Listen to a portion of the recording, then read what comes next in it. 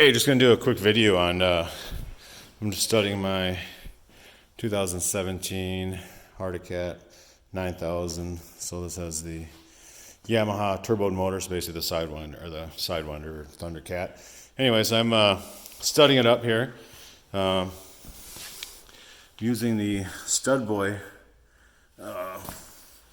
Pro Series backers. These are the tall 3/4 inch tall. The doubles are the 1.2 inches wide.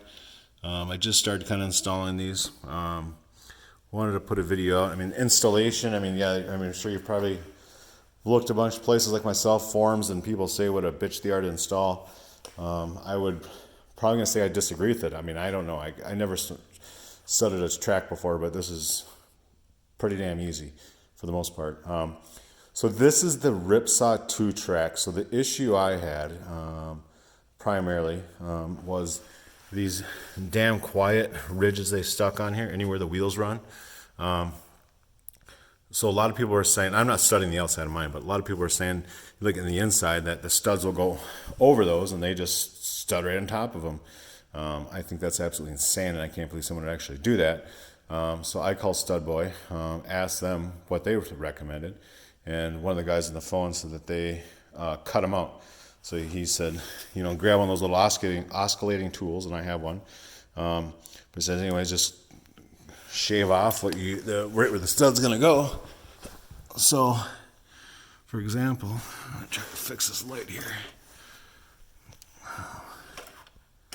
So, for example, I got a stud that runs right here, so the head's gonna be on top of this, and this is where the wheel runs. So, probably not a wise decision to just throw a stud on top of that. So, what I did is I cut it away, and that actually wasn't too bad to do. It's gotten better once I figured out the right angle and stuff, and it slices away pretty easy. I could do one quick. I'll try. Let me put the phone down here quick. See if I can get the tool on the end of it real quick. And I'm just using one of these rigid Job Maxes, or what they call them. Yeah, Job Max, and thing works pretty dang good. Pretty surprised. So here, I'll kind of show you what I'm doing. So this is going to be one of my doubles. I'll try to do this one-handed, see how this goes. All right, so I kind of get it squared right in the middle, and then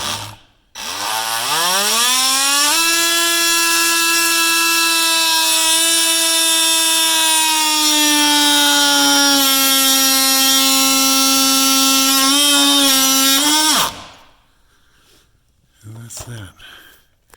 And if you get your angle down right,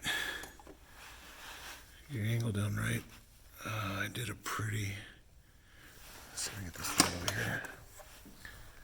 Did a pretty good job getting that one. That one's pretty flush all the way across, and so is that one. So all I do after that, I just take my little razor blade out. I kind of figure out where that flap is. It's right about there. And then I just kind of run this across there very so carefully. And I score it. Lift that piece away. Let's see what that one is. That one's right about there. Once again, I just kind of score it across. So there we go. Put that away. Now it's, I don't know if you can see, but now it's pretty dang flush right across there. And then now allows me to install my stud head in there and not have to interfere with that. And then ideally, it just kind of a little track of the wheels will bump over it right on top of the stud head and back down. So anyways, that's a quick little tip I just wanted to point out. But as far as installation of these things go, they're pretty dang easy. I mean, all I've been doing is, I'll basically just kind of dip these in the water. I just get them sort of lubed up. Some people put these in the water, and I disagree with that. Just for this main reason is that right now it's about 40 degrees here, so these are sitting in hot water. They say warm, I put hot, they couldn't, just trying to cool off. But just the thermal expansion properties, I want this to be obviously more pliable and this get a little bigger, and then this made cold out be a little more contracted. But anyways, that's what I did, and it's been really easy, honestly, putting them in. It's been quite a surprise. I've been using the same little job max, except I've been using this impact head like this. And this has actually worked really, really good. And let's see here. I can install one of the other ones. And so when I've been doing these singles, I didn't buy their tool, but I just use the vice grips there, and I just kind of softly hang on to this just so it doesn't twist around. And it's worked completely fine.